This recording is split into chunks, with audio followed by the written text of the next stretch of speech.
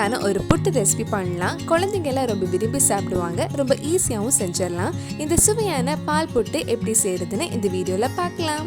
First ஒரு பேன்ல கொஞ்சமா நெய் ஊற்றி துருவன ஒரு medium size carrot, 2 tablespoon துருவன தேங்காய், 2 டேபிள் ஸ்பூன் பால் பவுடர், கொஞ்சமா ஏலக்காய் பொடி ஆட் பண்ணி லைட்டாக கொஞ்சம் வதக்கலாம். ரொம்ப நேரம் வதக்க வேண்டாம். கேரட் கொஞ்சம் வதங்கி சாஃப்ட் ஆனதும் நம்ம ஆஃப் பண்ணிடலாம்.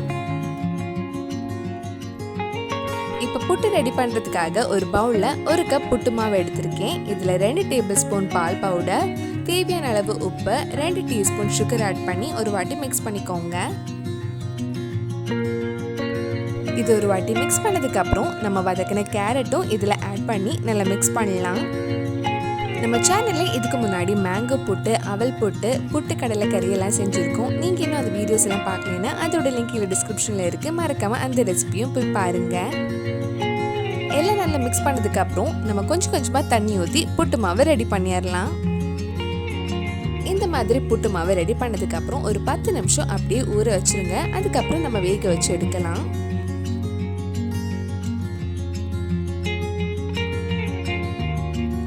புட்டு ரெடி பண்ணுறதுக்காக ஃபர்ஸ்ட் ஒரு லேயர் துருவின தேங்காய் ஆட் பண்ணலாம். அதுக்கு மேலே நம்ம ரெடி பண்ண மாவு ஆட் பண்ணிக்கோங்க. இதுக்கு மேலே மறுபடியும் ஒரு லேயர் துருவின தேங்காய் ஆட் பண்ணுறேன். கடைசியாக மறுபடியும் கொஞ்சம் மாவு ஆட் பண்ணி நம்ம வேக வச்சு எடுத்துடலாம். இது வேக வைக்கிறதுக்காக குக்கரில் கொஞ்சம் தண்ணி சூடு பண்ண வச்சுருக்கேன். தண்ணி சூடானதும் இது குக்கர் மேலே வச்சு வேக வச்சு எடுத்துடலாம். 5 நிமிஷத்துக்குள்ள சுவையான பால் புட்டு ரெடி ஆகிடும். குழந்தைங்க எல்லாம் ரொம்ப விரும்பி சாப்பிடுவாங்க. கண்டிப்பாக நீங்களும் இந்த பால் புட்டு ரெசிபி உங்கள் வீட்டில் செஞ்சு பாருங்க. பிடிச்சிருந்தா இந்த வீடியோவை லைக் பண்ணுங்க, உங்கள் ஃப்ரெண்ட்ஸ் அண்ட் ஃபேமிலிக்கு ஷேர் பண்ணுங்க.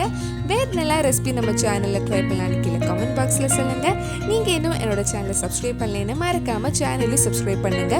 கூடவே அந்த பெல் ஐக்கனும் ப்ரெஸ் பண்ணால் நான் புது வீடியோ போட்ட உடனே உங்கள் ஃபோனுக்கு நோட்டிஃபிகேஷன் வந்துடும்.